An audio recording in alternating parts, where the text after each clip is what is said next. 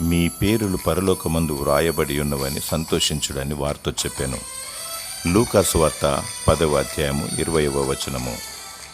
మనుషులు భూ సంబంధమైన వాటి మీద దృష్టి ఉంచుతారు. అందము, ధనము, సంపద, హోదా, చదువు, జ్ఞానము, వీటిని బట్టి ఆనందిస్తూ ఉంటారు.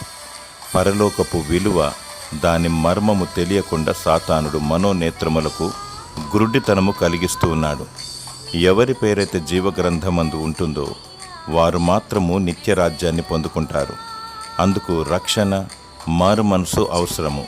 యేసే ప్రభు అని ఎవరైతే భూలోకములో ఒప్పుకుంటారో వారిని యేసయ్య పరలోకములో ఒప్పుకుంటాడు. నిత్య నరకానికి గురి కాకుండా నిత్య రాజ్యాన్ని కోరుకుందాం.